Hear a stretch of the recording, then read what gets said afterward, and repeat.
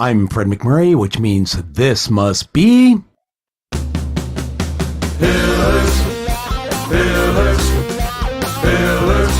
of Franchising. Pillars of Franchising.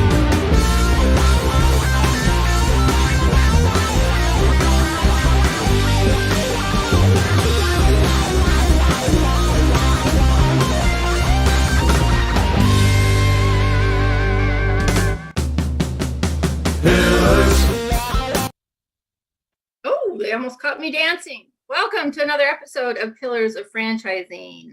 My name is Kristin Selmeczy, and with me I have our executive assistant, Sarah Spain, as we get started on this lovely Friday eve of the Cinco de Mayo holiday.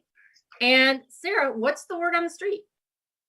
Oh, so I want to get a little bit of an idea of if I'm going to do a new franchise, am I going to join a big one?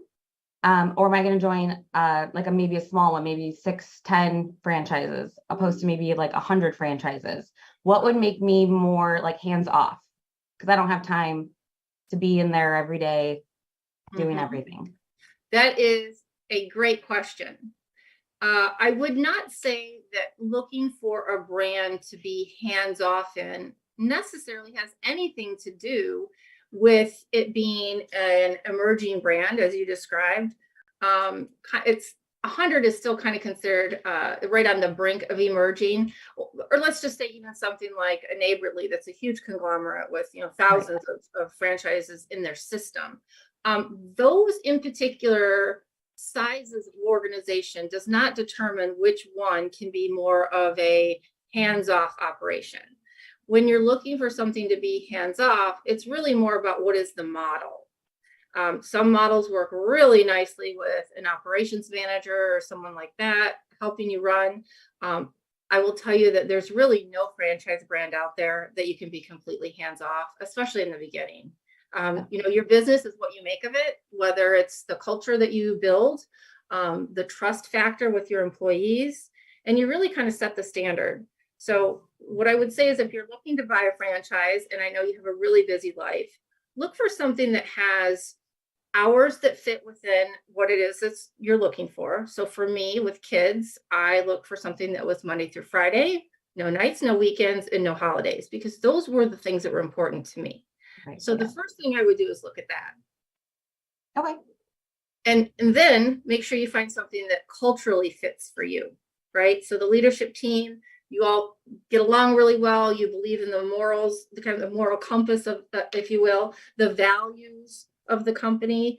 And then down the road, worry about, emerging brand versus a big established conglomerate. We're going to talk a lot about emerging brands here in the show today. So if you stay tuned, you're going to find out all kinds of information that, we may discover together, because our mentor team is going to be on a panel. And we're going to have a lot of really good discussion. So maybe for me, let's avoid McDonald's, not really my moral compass. Oh, well, aside from even that, I mean, you're talking 24/7 virtually, right? Right, yeah. And with little kids, working moms, we're trying to get away from the working moms. We want to be our own boss, but we want to have that work-life balance. So it's really important that you take a look at what type of business that you get into. Awesome. Thank you so much. You're so welcome. And we're just going to check Fred and see if he is going to take us to commercial. I heard we have bills to pay. Like, who heard of that? What are the top 3 reasons that you should tune in to Pillars of Franchising? 1, franchise advice from the Million Dollar Mentoring Team. And 2, how about interviews from franchise professionals and influencers? And number 3, how about getting some professional tips on buying, growing, and exiting your franchise? Join us on Pillars of Franchising to learn about the secrets of franchising success. You can find us at 4 p.m. Central Standard Time, wherever you listen to your podcast.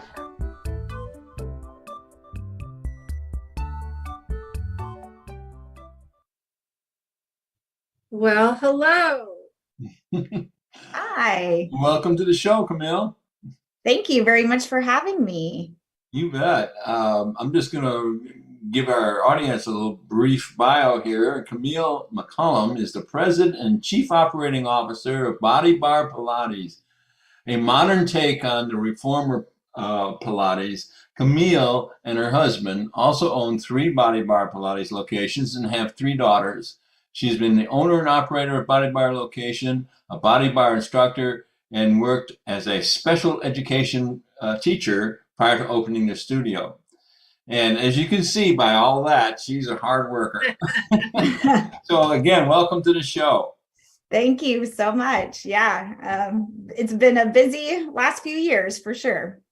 Awesome. So I was reading a little bit about your brand, and I was on the website checking out some of your locations, and I was really excited to see that you actually had one here in the Chicago area. That's Yes. always a good thing for me. I'm like, no, I can go check this thing out. So very cool.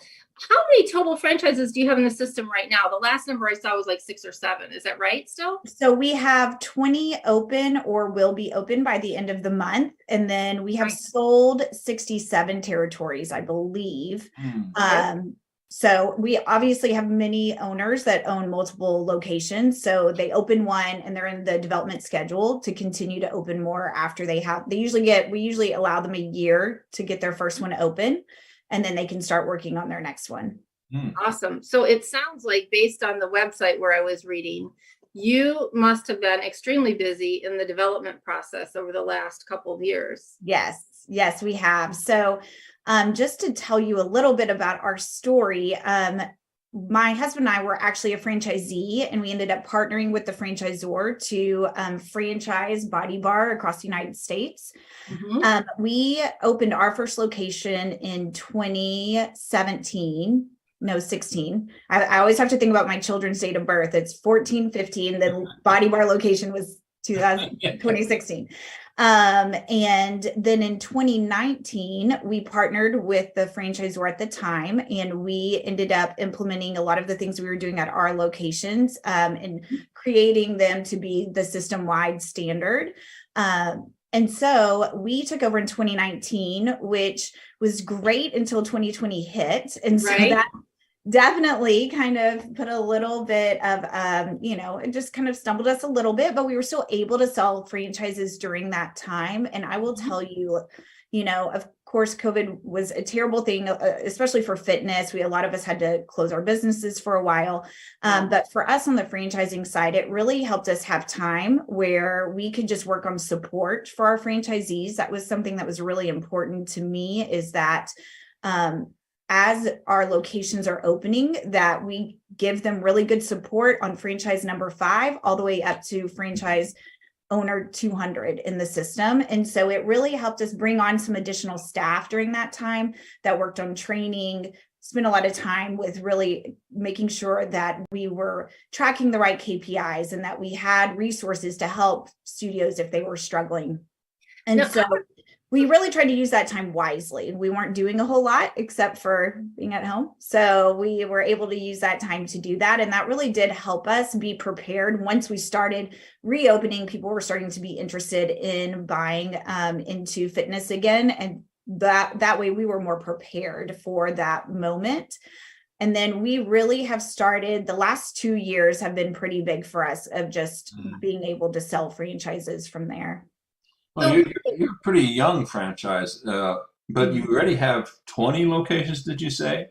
Open. Open? Wow. That's pretty good. That's pretty good. Yeah, and they're doing well. We definitely see, obviously, you guys all know, like, you open one location, all of a sudden you get a lot of interest from people, word of mouth, all of the organic, because they love the product and then they hear about it. And it's in Pilates, there's just not enough Pilates for everyone that wants to do Pilates in the market.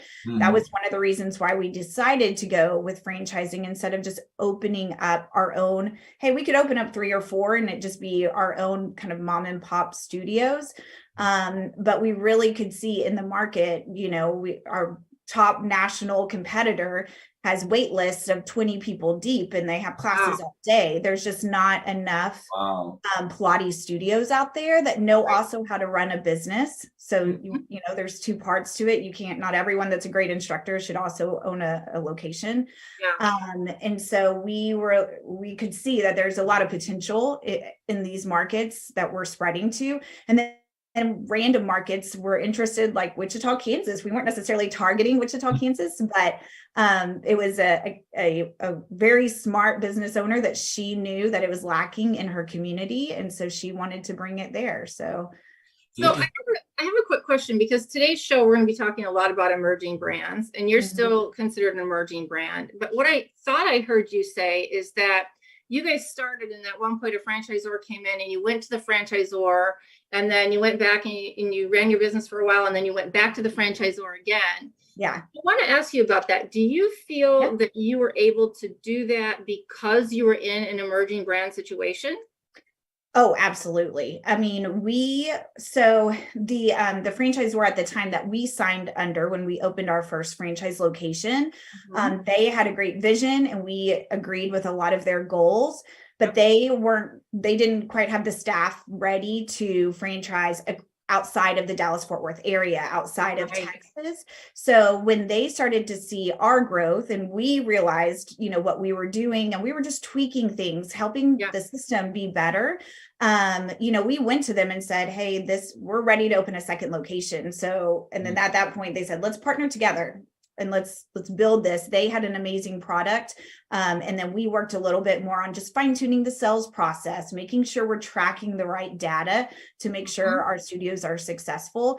And that's something, as an emerging brand, we do tell our early on adopters, you know, we want that feedback from our franchisees that are out there, because you know, they're out there doing it right now. I have 3 locations of my own, but my managers are running them. Some of our owners are very involved in their single location. And they can always bring back feedback to us, and they all have my cell phone number, and they can call me and say, hey, this last thing that we did, it didn't really work. And let's fine tune it. Let's see what we can do next. And I think that's one of those things with emerging brands, that it's really important to build that community of, we all want the brand to move forward. So we all need to do this together.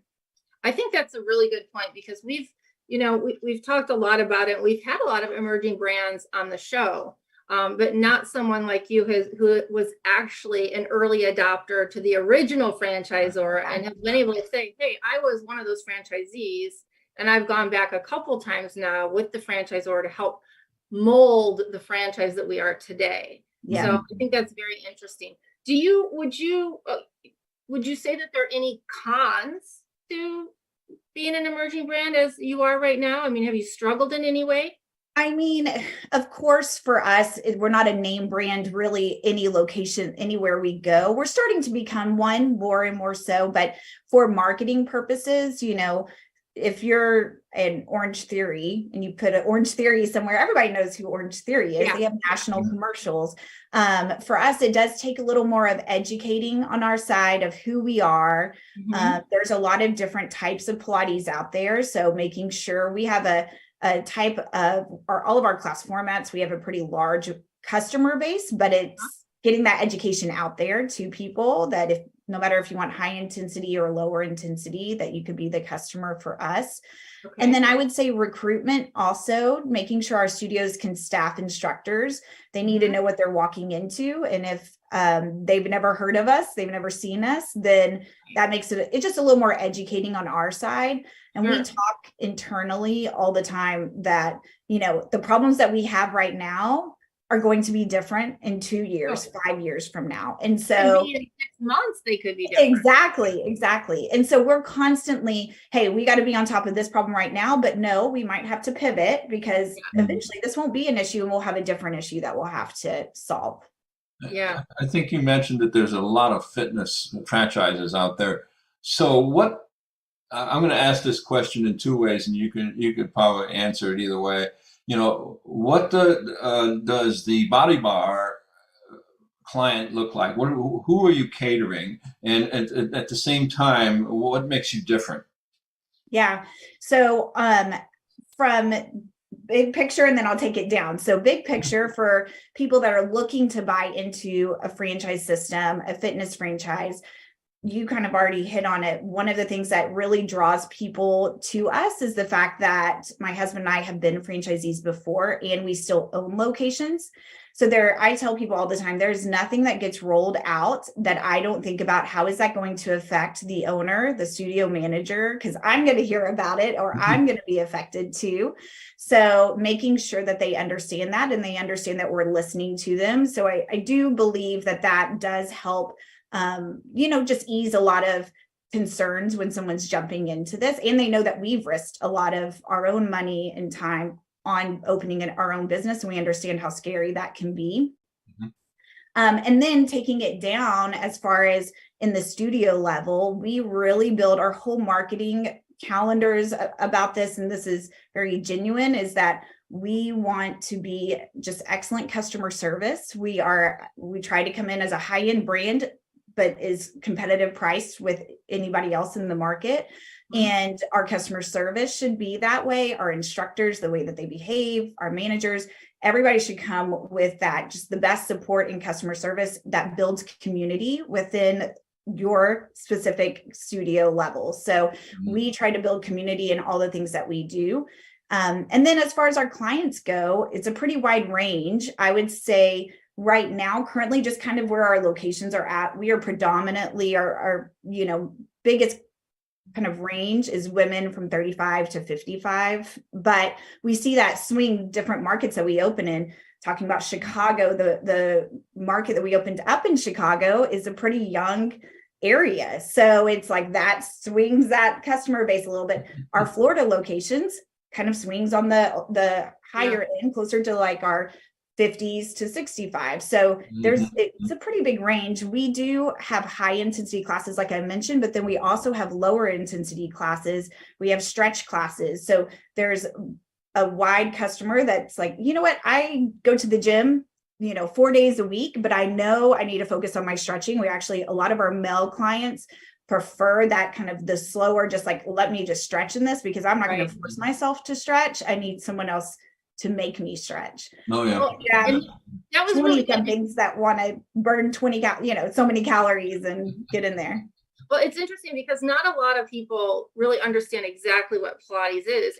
And I, there's one of your competitors here who keeps saying, come on, we'll give you a free week. And I'm like, I really want to do it, but oh God, what is it, like yoga? Is it like, and I watched the video. So if people really don't know what Pilates are, go online, check out the video. And I was like, oh, even I can do that. And it's really, really a great looking program. I can't wait to try it. And hopefully you get one out this way. What have been, would you say, some of the biggest challenges in finding people who want to buy your model? Yeah, I feel like we have a pretty good closing percentage once they come. We call them meet the teams or discovery days. So once we get them out here, I think the biggest kind of objections that we've heard is it's an unknown brand. So you haven't hit our state yet. You haven't hit our market yet. And they don't want to be the first ones. And then, that tends to be probably the biggest one. Every once in a while when we started, we really started to beef up a lot of our systems and processes and just started opening really in 2020 is when some of our franchisees that signed in 2019, they opened tail end of 2020, beginning of 2021. So of course their financials don't look the same then as they do now. So our FDD that was just released is definitely much more robust. And so that will, I think, help us a lot more as we start to open and have more validating locations too. So, well, that's a good point that everybody has to think about, and not even just for emerging brands, but as we've come out of COVID, if you look even further back than 2 years, you'll start to see where things really, yes, really is. 2021 was really the 2 big years that it was kind of crappy. So depending on where you lived, it determined how long that cycle went on. Exactly. So what is, would you say, kind of the all around investment level for somebody looking to open a Body Bar? And even before that, I meant to ask you, is this a membership base where you get recurring revenue? Yes. So we are membership based. So you have recurring revenue. We do have other, different packages that we can do, but for the most part, you want that recurring revenue so you can always project what's coming into the bank the next month. Right. The way our build out is we have a boutique area built into our lobby that helps with sales associates, studio managers to actually be able to close the door and make sales whilst classes are going on. But then it also helps us sell quite a bit of retail. Some of our locations have found really, a little bit larger areas, but they were able to negotiate good rent rate and they move retail like no one's business. And so we find that a lot of, if you can pick the right brands, which we give guidance on what's selling in the system, then you have a great opportunity to sell products to your members that are walking in. And we found that that's been it's just helpful for that bottom line for sure. Yeah. And I got to tell you, those are great looking t-shirts too. I would wear one of those. Okay. Well, we'll have to get one over to y'all. Yeah. I mean, I really think it's an interesting model. And, there's a lot of people, like you said, who want to get into the fitness business, but some of them just aren't quite as interesting. And what I like about your model is that it can range for people who are young and want one type of workout.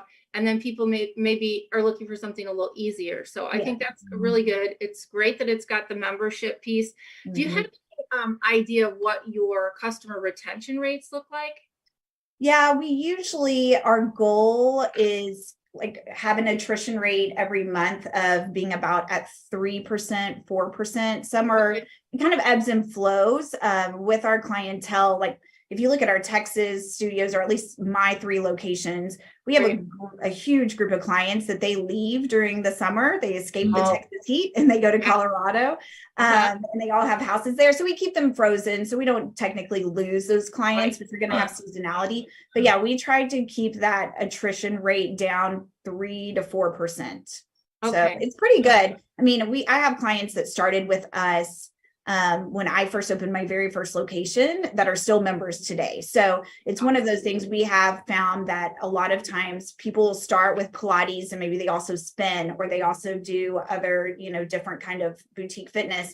And then they find, well, I could do that online, or I could do that with my Peloton, but I'm going to keep my Pilates. And so that's one of those things that it's harder to just let go of or do by yourself at home. We even have clients who have reformers at home, which is the machine that we use. Oh yeah. And yet they still pay for classes because the reformer's just there if they can't make it into class one day. Yeah. So I've been paying for my big gym membership and I love the gym. It's beautiful. It's a great, great gym. It's not a franchise, but it's fabulous. I've been paying for it since I opened my business 16 years ago. And I've probably been there 15 times. Yeah. And it's like, oh my God, I keep paying for this, but it's on auto pay, right? So I don't even think about it. And I'm like, I should really go there now. The pool will be open. I can lay in the sun. Oh my God, what am I thinking? And what we do is we think a lot different, because your box gym is going to not be something noticeable enough for you to cancel. But our memberships are going to be higher end, 150 to 200. So we have a whole group of automations and emails and marketing to make sure people are coming and using their membership, because you wouldn't let a $200 membership go for 16 years without canceling it. So we understand that, and that helps build that community of people, build relationships in their classes or with their instructors. They're less likely to leave, and it's much easier to keep a client than it is to go back and retain and get another one. Yeah, so, that's cool. Going back to the franchise a little bit. What kind of investment would someone be looking at to open a single franchise? Yeah, we usually say to have, $500,000 to open. That includes your working capital. Most of people do a small business loan for that. And usually, I believe, I'll have to look at our last FTD off the top of my head, but I believe that this last one is we prefer to have liquid 150 to 200. Okay. 500. You said 500. That includes the build out, or? Yes. Yes. Okay.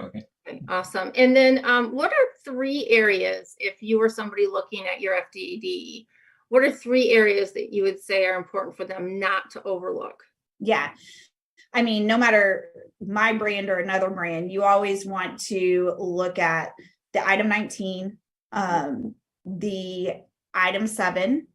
And then I think looking at the support section, who are the people that you're going to be working with, because that's going to tell you a lot day in and day out.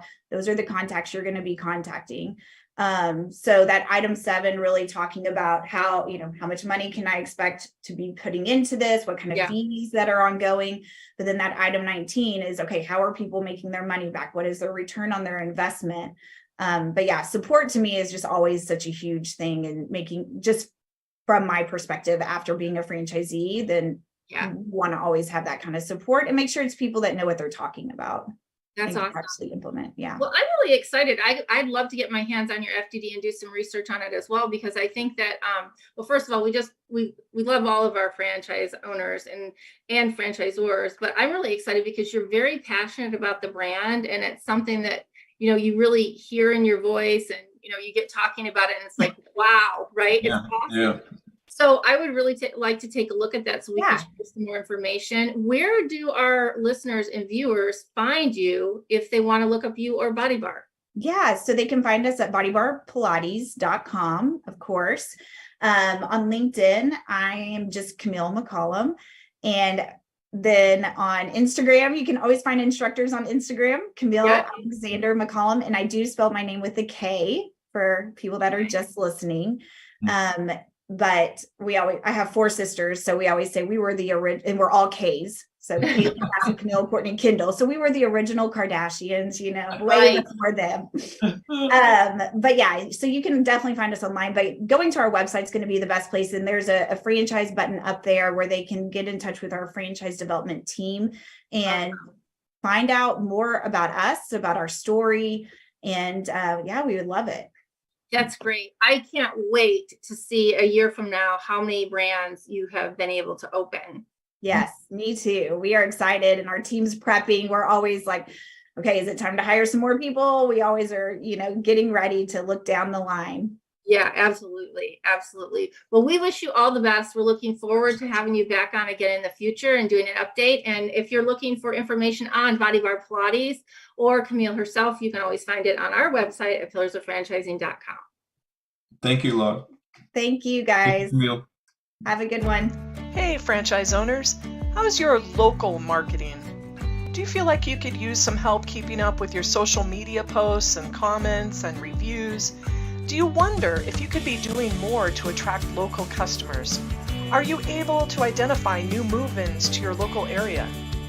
At Westvine, we help franchisees like you reach more local customers through digital marketing.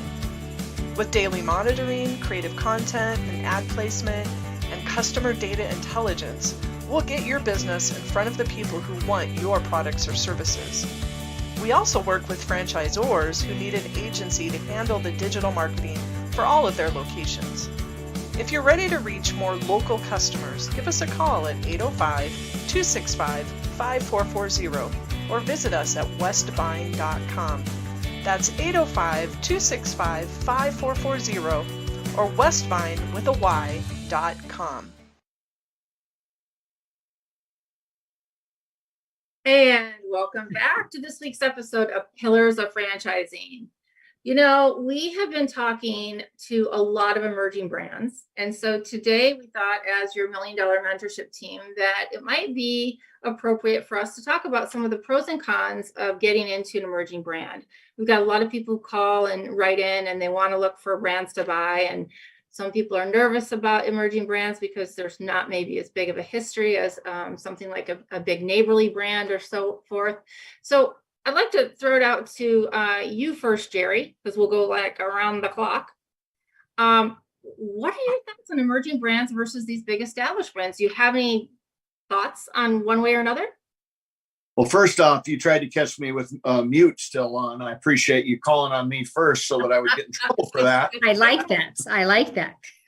But, emerging brands have a big part of what we do as a franchise model. So I think there's pros and cons. So first off, you don't get the leverage that you do with a large brand when you buy into an emerging brand, because they don't have the same depth of relationships and, breadth of opportunities and those kinds of things, simply because they haven't been around long enough and they don't have enough relationships. But but you will also have a much higher incidence of involvement in changing the brand. Because if you buy into in a big brand, and by the way, franchisees try to change this stuff all the time and they get, put in their place. If you buy into a big brand, you're going to follow their system or there will be repercussions because they're protecting the brand. That's what you sign up for when you sign your, franchise agreement. If you buy into an emerging brand, they're still figuring a lot of things out. So you as a, very successful entrepreneur who buys into their brand may put some things in place that accentuate and add to what tools they're giving you and actually create things that other franchisees in that brand can use. So corporate many times will adopt what you're doing and it becomes part of their future brand. So if you want to have a bigger influence, it's kind of the big fish in a small pond type thing, right? Yeah. If you want to have a bigger influence on a brand than an emerging brand, many times you can get in for a little less money. You might have a few rough edges you got to work out. It won't be quite as worked out, but very, very high opportunities with smaller emerging tech brands. Karen, what are your thoughts on that matter? I love emerging brands. I find that the people that I know, colleagues that I know that are part of emerging brands, they're like franchisees as part of that. What they tell me and what I see, first of all, there is a much more openness for creativity, ideas. Let's get better. Let's figure this out. Jerry, you were right where, with the really larger ones, it's like, no, the model's the model, stick with the model because you've got too many people trying to change things. Yep. Second, Kamille mentioned this, support, where many times if you're just one of a few, you're getting a lot of support and you have the pipeline to some of the right people. And she's so right with when you're looking at the FDD, who was supporting you? What's the background? Yeah. And also just even meeting with them and understanding that. And I think many times you can see that with an emerging brand. Third is the creativity that you're allowed to have. Not just, I think not just with the some of the ideas, but even just how you can shape things for the future. Yeah. And then last would be what I've seen is more ability to quickly, if possible, to expand, open more franchises, right? Because sometimes with the larger ones, you're kind of defined a certain territory, certain area. They have certain rules about what you can and cannot do. Yeah. And so they're a little bit more open to having you as a franchisee expand possibly faster. Now that's a great point to you, Ray, because we're going through this FDD process and we are in a highly deep market when it comes to our brand. There's really not a whole lot of space for us that's sitting there empty for us to buy.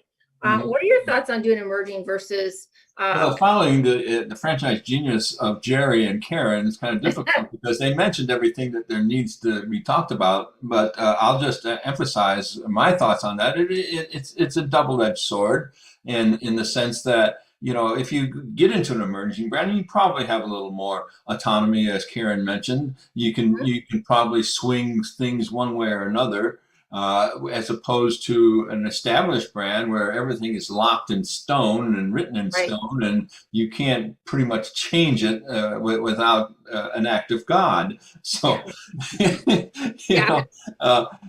so those are pretty much your choices. And if you're willing to take either one, I think I would look at an emerging brand. Definitely, I would not throw that out the window, because I like to get in there and make changes, as well as if you're the type of person who doesn't mind accepting what's already out there, then go for the older brand.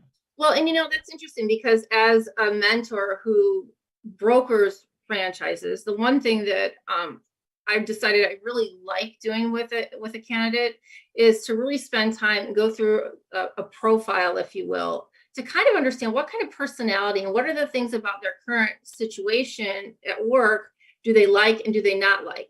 Because a lot of times if you have a really good survey, it will tell you this person is an entrepreneur or this person is more of a belonger. They like to follow along, right? And right there, it tells me, probably if you're a belonger, you're probably better with a more established brand. You just want to fit in. You want something that's already kind of set up versus somebody who says, hey, I really want to have a part of building something, right? Yes.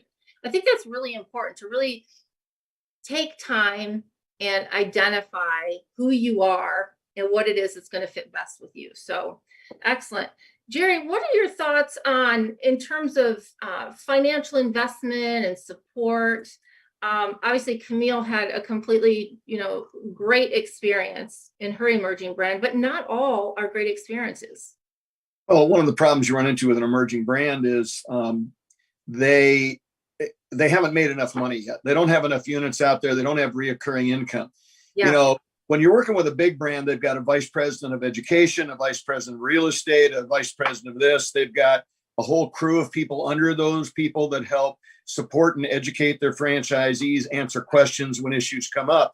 When you're with an emerging brand, they have to be very judicious on how they spend their money. And they have to pick, in many cases, they have to pick one of those areas to be really strong in, and the rest of them suffer. And I don't say that in a negative way. That just means you will have less depth to your education and support because they really can't do it. Now the counterpoint to that is if you do have a problem, you may make a phone call and get the originator. You may get the president of the company.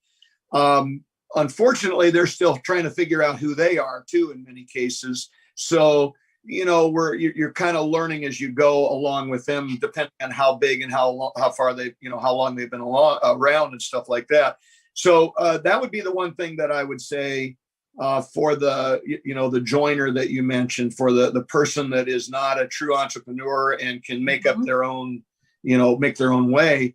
Be very careful about which emerging brand, because Karen's right. There are some when you get tons of support because they're going to baby you because you're one of the few franchisees they have right now. Yeah. But many of the others, the emerging brands they're spending all their time and money trying to grow. So they're out beating the bushes to get new franchisees, trying to get them onboarded and get them open so that the revenue is coming in. Yeah. And so, the ones that are already kind of set up and running in many cases have to figure it out themselves. And a great example, and I won't name names, but I was mentoring somebody who was one of the first 10 franchisees of what is now a very large system. And he'd been in the system for, I think, 11 years. And the brand was only 12 and a half years old. So he was very early on. Yep. Well, when you come in that early and they're still trying to define themselves, you get sold a license. They give you what collateral they've got. And they say, oh, go pick your location, set it up. Let us know if you need help. Yeah. Well, in that case, his growth was slow, but he ended up becoming fairly successful, but about 50% as successful as he could have been if he'd have bought it today. Right. When all the infrastructure set up, because what happens a lot of times is the franchisor doesn't circle back to those original ones and help bless them with all this new stuff they've developed. So again, great opportunities with emerging brands, but there are some pitfalls you have to watch out for. Well, the first thing I thought of when you're talking about these big, I'm going to call them fat franchises with all these vice president, director, general manager, operator, whatever. Okay, so how much more do I have to pay in royalties to pay for that? Now, luckily what I've seen, and I'm kind of asking you at the same time, I haven't seen a big difference between an emerging brand, what their percent in royalties are, as opposed to these big fat brands.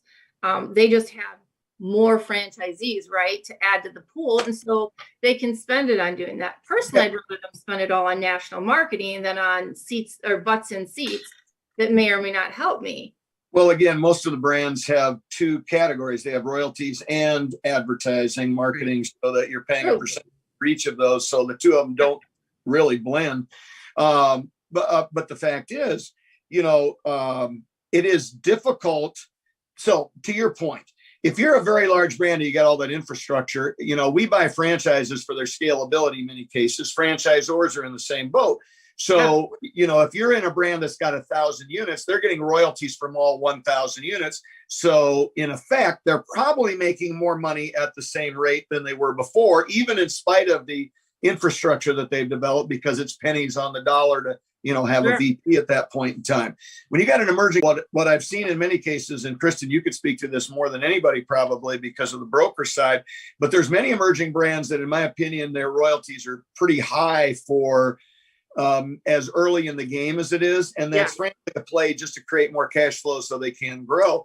One of the things I've seen as a trend with emerging brands is they're trying to outsource more of their, I'll call it support and education and back office stuff, because they can get that done for, a lot less money. And eventually, as their bandwidth grows, they can add on their own version, the VPs and all that kind of stuff. Yep, absolutely. Yeah, and I'm not sure that I necessarily agree with the way that goes. And I certainly, I kind of have my own threshold that I look for, and I tend to look at within the industry, what is kind of the average or the norm of royalties. So if I see an emerging brand breaking into a category and they're, a point higher or 2 points higher, I typically shy away from that, because I don't think that their franchisee is necessarily at that point going to get that extra money worth of support when they're growing. It can't be looked at as a cash grab. But I think that the franchisors have to be very careful with that. Karen, what are your thoughts? I mean, you work with all different size franchise systems. Yeah, absolutely. And even, thinking through, even with the new, with emerging franchisees, you mentioned several things, and we've talked a lot about like the people side of it. And that's one of the things, because this, Kristin, because you help a lot of people when they're, the broker side. Yeah. It's making sure, there's several things you brought up. One would be the financials. It's as a franchisee, really understanding those financials. Yep. And especially with the emerging brand, making sure you understand it, what's behind it. And if you don't, making sure you walk along someone who does. Yeah. And that's important. I think the second piece is the whole adaptability. If you're not adaptable, and I think, Jerry, you mentioned that just go with more of an existing brand, because you're going to have to learn to be adaptable. Yeah. And not get hung up with some of the changes that are happening. Absolutely. And being able to, almost with the entrepreneur piece, it's the growth minded. It's also quick on your feet. It's being able to figure things out as you go along as well. And if you don't have that, I would encourage someone to not go down that path. Right. Good point. So Ray, tell me about, obviously you and I had to cross the road and make the same decision when we bought, and you bought 2 years before me. Yeah. What kinds of things were you taking into consideration? It was a larger brand then, but not nearly as large as it is today. Well, first of all, I was in business. I had my own business at one point. Okay. And it was in the late 70s, and, the economy went down. Anyway, that's another story. But one of the things I wanted to mention to everybody in our audience is being an entrepreneur is like being a gambler. Yeah. With one exception. With being an entrepreneur, you control the odds, okay? Which is different than going to a casino where you have no idea what the odds are. And if the casino is not making enough money, well, they just increase the odds in their favor. Well, you have that same opportunity as an entrepreneur, and it's because now you can increase the odds by the decisions that you make in your business. Yeah. So, Kristin, I'm sorry, I didn't mean to interrupt you, Ray. We'll go right ahead, Jerry. What about me? Did you mean to interrupt me? I interrupt you all the time. We interrupt each other. What I wanted to add to go along with everything we've just said, because as mentors, we quite often learn from mistakes we've made or other friends. Absolutely. So one of the mentees that I had bought an emerging brand. I liked the model. But unfortunately, they got caught early enough where there wasn't a lot of advice available. The brand had not, they hadn't learned from their mistakes yet, because the mistakes hadn't risen to the top. So I was called in at the last hour when this franchisee was in pretty deep trouble. And, I walked in the door and immediately identified probably 20 things that were so wrong, that had been wrong from the beginning, that had cost him too much money at the beginning, was still costing him too much money because of square footage and so on. Looked at a lot of marketing issues that, a more mature brand would have had figured out for their franchisees. Mm-hmm. And again, this one is one that probably will ride out their license and their lease and then do something different. Yeah. And I think they should, because the brand needs to make some changes based on the mistakes that have been made and the learnings that they've got before they really grow much more. But I say all that not to downgrade the value and the interest people should have in emerging brands, but just to say be very cognizant of the fact they're emerging brands. Yes. Dig into more than just the upfront stuff. Talk about what support they're going to have. Who do they talk to for marketing, for real estate, for whatever, and Yeah. make sure that they understand what you as a franchisee need to do and can express that to you so Absolutely. your location is successful. It's Yeah, almost and like- oh, go that's ahead. I'm sorry, Karen. No, That's just because, really, sorry. first, Yeah, no, go ahead. Go ahead. that's really where making sure that you understand which portions of the FDD and then the operating agreement that you review, and hopefully whoever's working with you to help. And I'm not going to say that working directly with a franchisor is necessarily a bad thing, because it isn't, but it's good to have a third pair of eyes on it, the franchisor, the potential franchisee, and somebody else who wants to just make sure that the right things happen for the right reason to the right individual. I chose my brand, Amali Maid, because I was a busy mom. I had just had my second child. I knew I was done with corporate world. I needed more control. And so I chose a brand that was fairly established, because I really wanted something that I knew I could handle the HR piece. I knew there was a lot of it that I could handle if I needed to on my own. But I needed to be my own boss, and I needed a really strong operational outline. I'm good with operations, but if you're stepping right out of corporate America and you've got kids, your mom trying to juggle everything, consider how much emotional energy you're going to need to put into a brand. And so for me, Molly Maid made sense, because it really was pretty darn close to plug and play. With the exception, of course, you build your own culture, you hire your own people, and all of those good things. So for people out there going, well, what does that mean? I mean, what should I look for? Call me, send me an email. I'm happy to go through the profile with you and say, okay, where are you at in your life? What are the things that are really challenging, or the things you really like? And those are the conversations that should happen before you go, oh, I saw this brand. Okay, that's good. That's a good brand. But let's make sure that that brand fits you, because some things, it's like a new car. When the Pacer came out, right? Everybody loved the Pacer. It was so cool. It looked like an egg. It was shiny. My dad had one. It was brown and white. It was the biggest piece of crap ever. It looked good, right? And so people jump at it. And I always tell them, we'll look at that brand, but that's not necessarily the right brand. It's shiny, but not necessarily good on the inside. Exactly. And I think, you brought up a couple really good points. One would be know yourself. Yeah. Know yourself. And it's lifestyle, know your strengths, know the areas where you're not as strong, understanding all those pieces, and make sure you bring, I call them advisors. I call them devil's advocates. You need people that are going, what about this? What about that? What about that? So then when you're, hopefully you won't just fall in love with something. And if you do, you've got people coming along kind of saying, okay, what about this? And what about that? Yeah, absolutely. If we're going to talk about cars, let's talk about the Gremlin. I mean, I just want to go, okay? To go along with what I'm just going to tell people this. So anybody out there that's prospective franchisee, I would note three things. If you forget everything else we talked about, three things.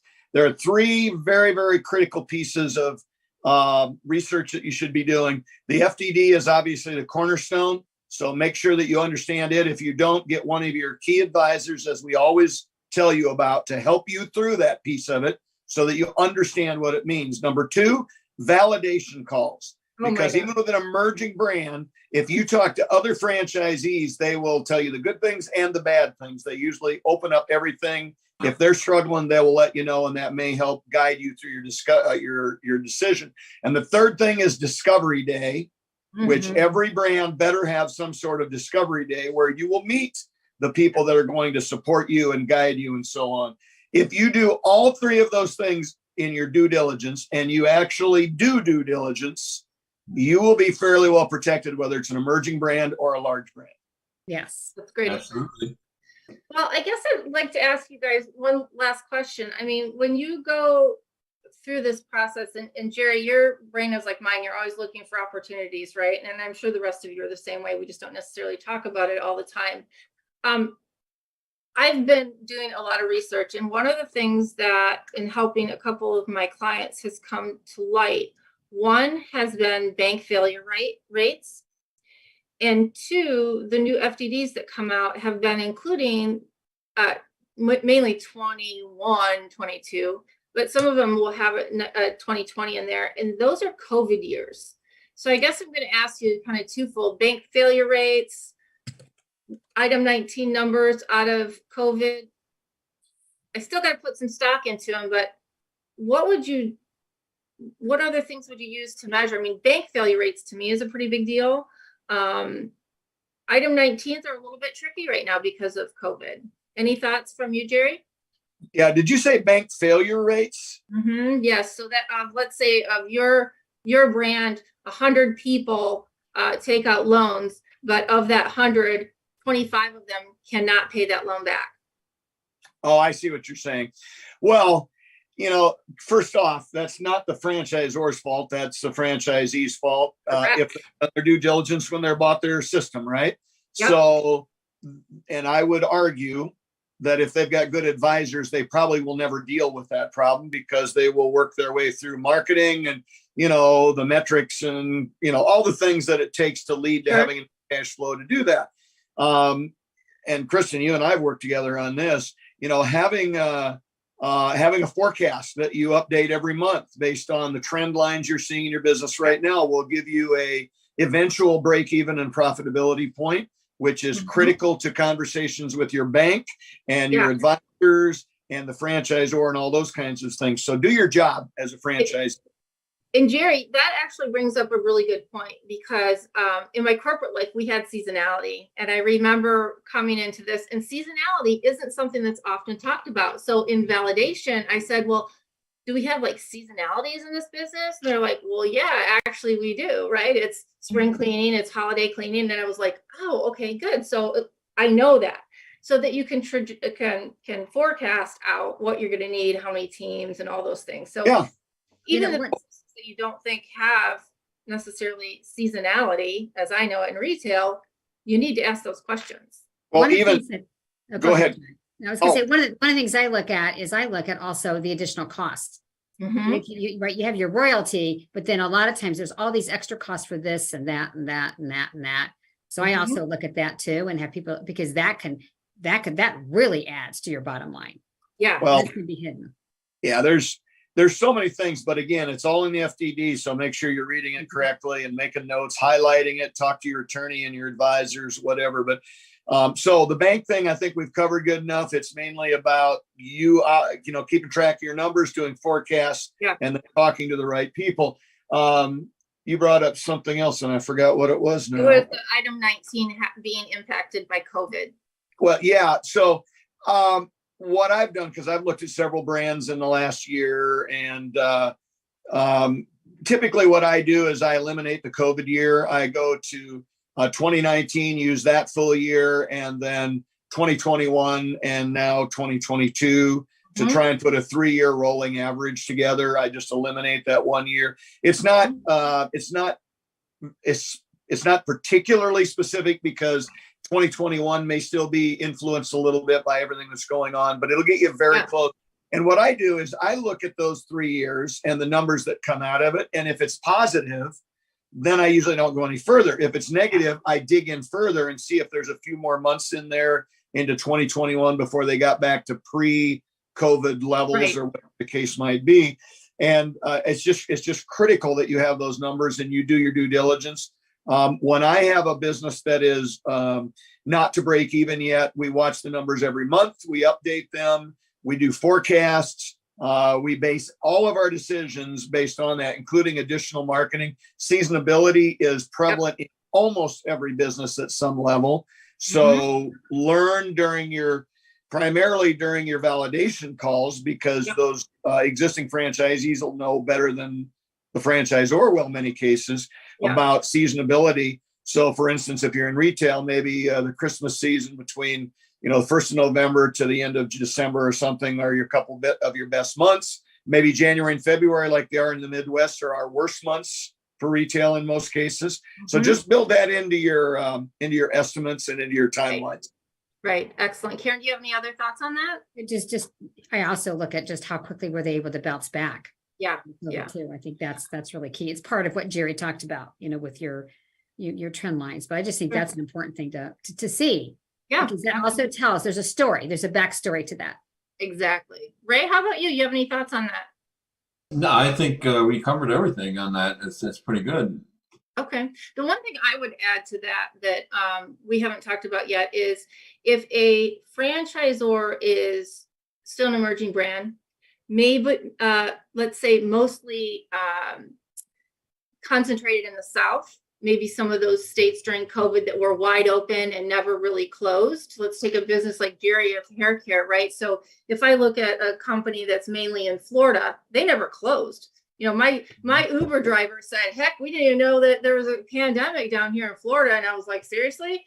And then here we were in Illinois, and we were stuck for a good year and a half without being able to do a lot of those things. So, and without like, you know, a hazmat suit and stuff. So I think it's important to also think about where this franchisor has been based during those years.